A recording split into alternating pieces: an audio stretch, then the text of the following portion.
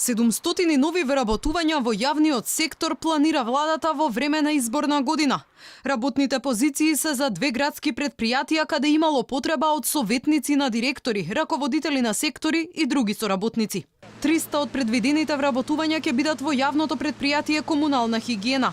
Над 230 пак се предвидени за јавното сообраќајно предпријатие, каде недостигале возачи на автобуси, раководители и административен персонал.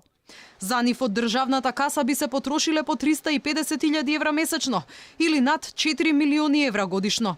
За опозицијата, масовното вработување пред избори представува отворено корумпирање на гласачи во полза на власта.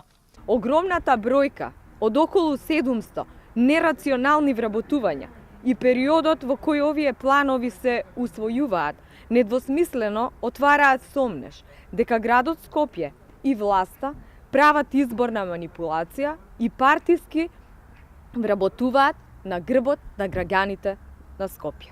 За скандалозните партиски вработувања на актуелните коалиционери СДСМ и ДУИ вчера на големо пишуваа медиумите, откако во јавност излезе информацијата дека во државната компанија МЕПСО во секторот за правни работи место на референт добила сестрата на министерот за економија од редовите на ДУИ Крешник Бектеши.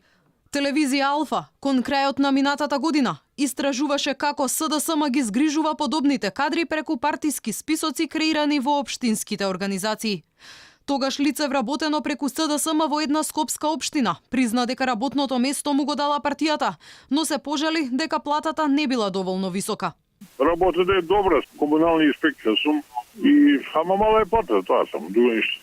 Инаку над 130 огласи за вработување во државни институции беа објавени во деновите по Нова година. 4 службеници и 9 раководители се бараа во секретаријатот за европски прашања. За нив се нудеше плата од 20 до 31.000 денари. Државни патишта згрижи 84 работници на патарините и 16 советници. Нови референти, советници и инспектори се бараа и во УХМР, платежната агенција, Дирекцијата за безбедност и класификација на информации, Агенцијата за лекови, Агенцијата за вработување, а оглас за 8 нови работни места имаше и во казнено-поправниот дом Идризово. Царинската управа покрај советник на директорот за плата од примамливи 46.000 денари бараше 78 лица поради зголемен обем на работа. Оглас распише и Дирекцијата за заштита и спасување. Ревизорското тело за ревизија на предпристапна помош пополни 3 работни позиции, а 4 советници и 1 виш соработник беа вработени и во Дирекцијата за технолошко-индустријски зони.